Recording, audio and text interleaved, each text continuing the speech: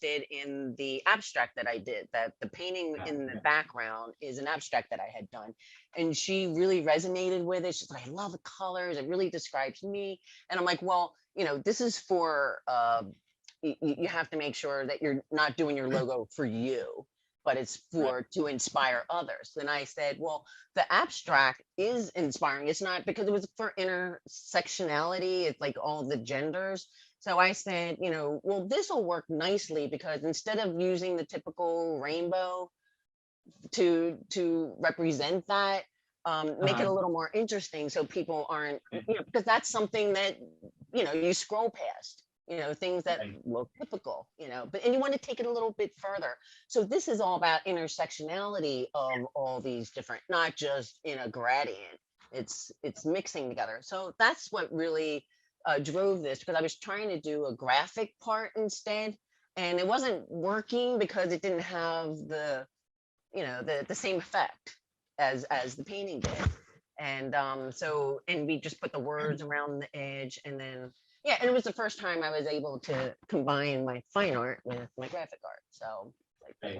okay, I can inspire both ways. It's what I've been trying to do all this time. So, and Mhm. then from there, she had the idea of taking parts of the painting and using it for their PowerPoint presentation template. So then I just made this for them. Like in the title, you just, some of the painting strokes from there. And then, yeah.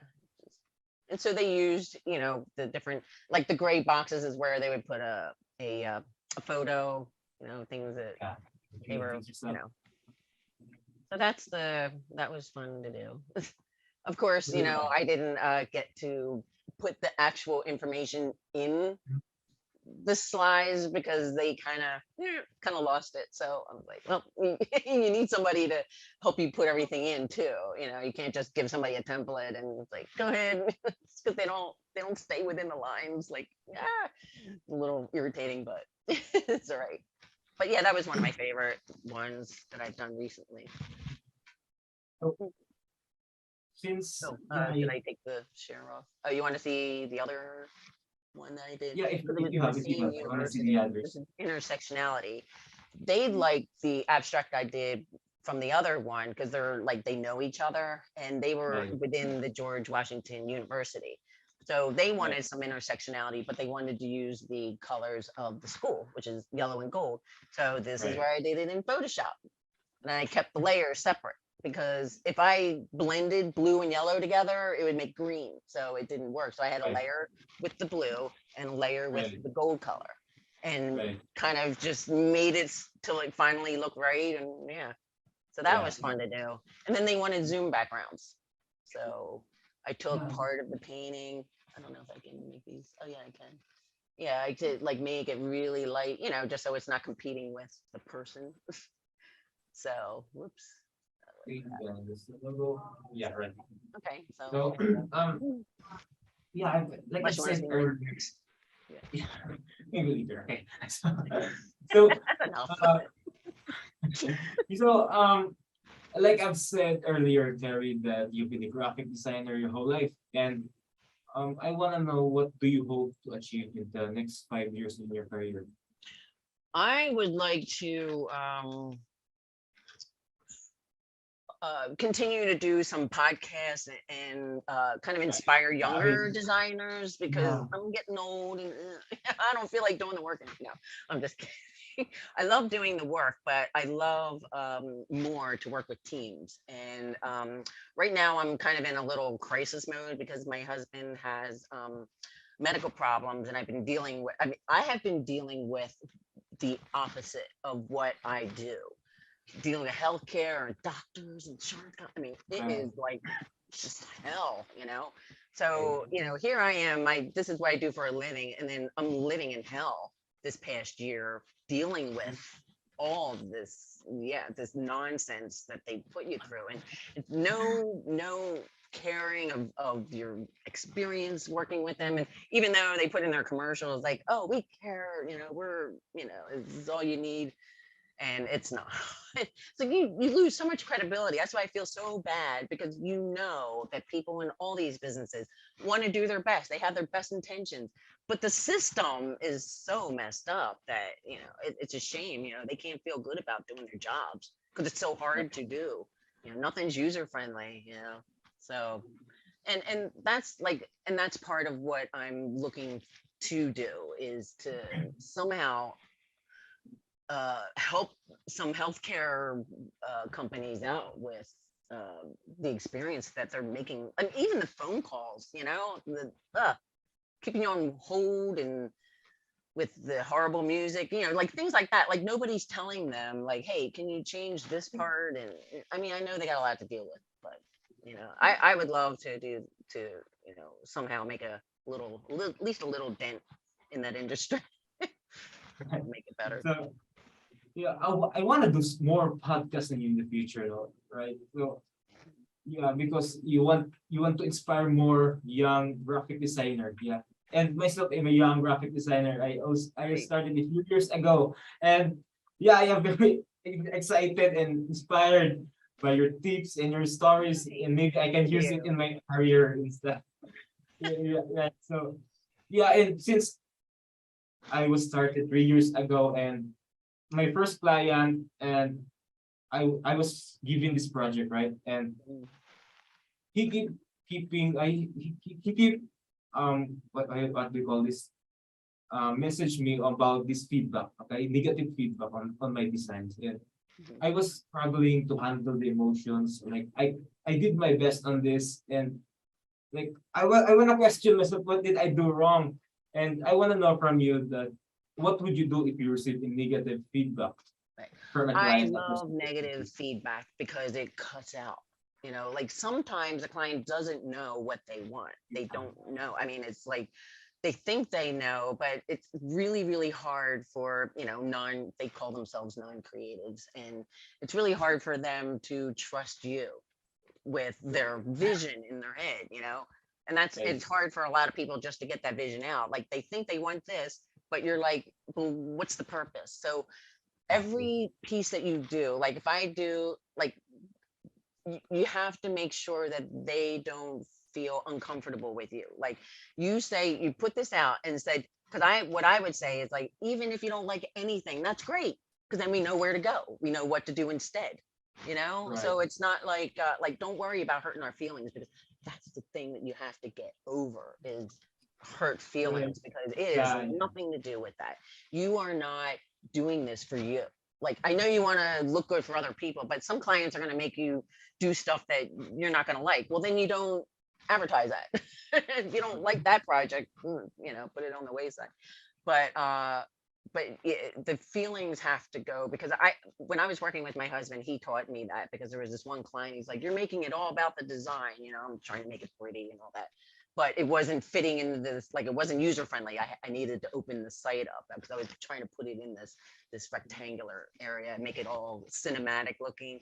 And then it made it all about that, instead of thinking like, what does the client want? They want more people to come in. So don't make it difficult for them, make things work quickly, and, get to where they want to go, So yeah, negative feedback, it's just, it's all about the customer. It's all, you got to do the SpongeBob thing. It's for the customer. It's for the customer.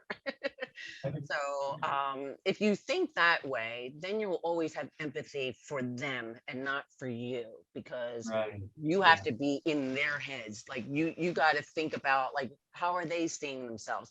What are they offering their customers or whatever? And how you want them to be looked at by their customers as credible and Right. genuine, and so that's like, you have a big responsibility to do that for them, and that's why you charge the big bucks.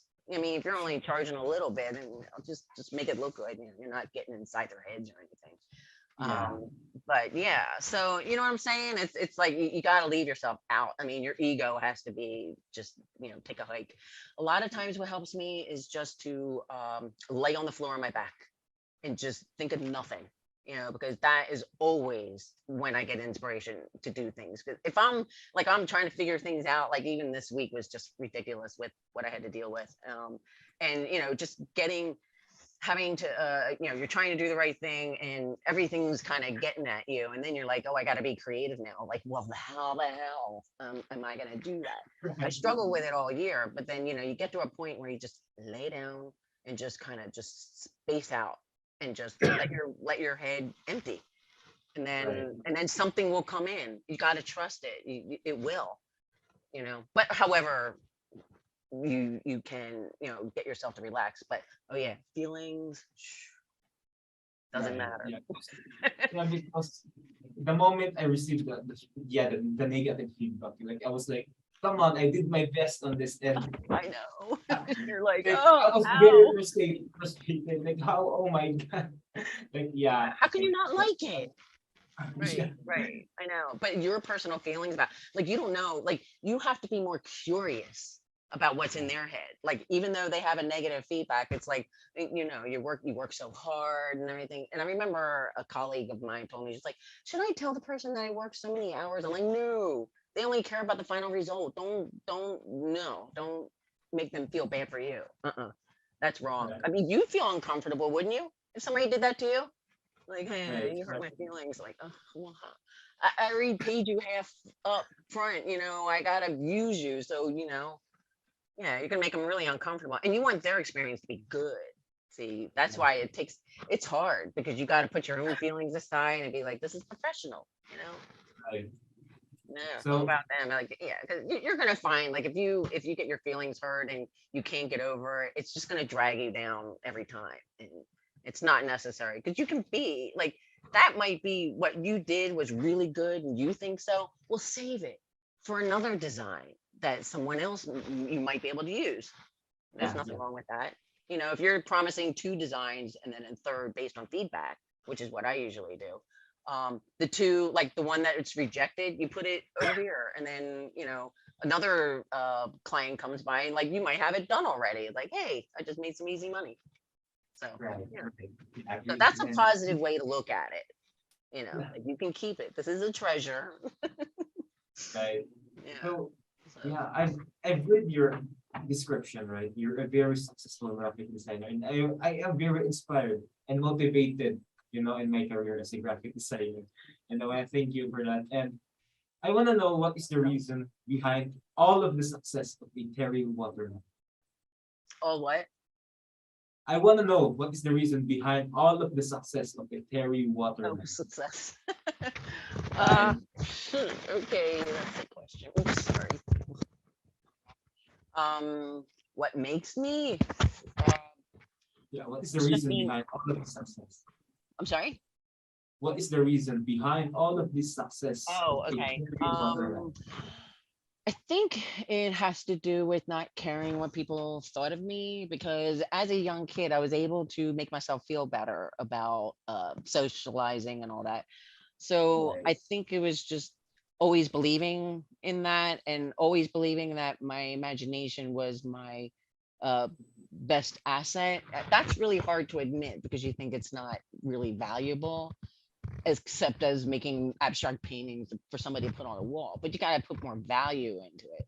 So Right. that was always my challenge, and I think living in the tower for 10 years and doing just creative work. I mean, I was doing graphic too here and there, Yeah. for this nonprofit place. Not as fun. But I'll show you at the end. I have a little thing on the tower. But that inspired me to value the creativity part more. So, and I think, and it was a risk because, like, it's hard to make money that way. But I think Right. today, because everybody's on Zoom and stuff, you need content that's going to be engaging and funny and entertaining somehow. Because nobody wants Yeah. to hear. Yeah. Right. So this is our last question. Okay, this is my last question for you. Right. What do you think will happen, Terry, if this world is colorless, colorless, okay? No colors at all. So do you think your designs will still look good, or is it the other way around? I'm sorry, can you say that If the again? world is colorless, Oh, Right, color, the okay, more- colorless, yeah. okay. Do you think your Um, designs will still look good?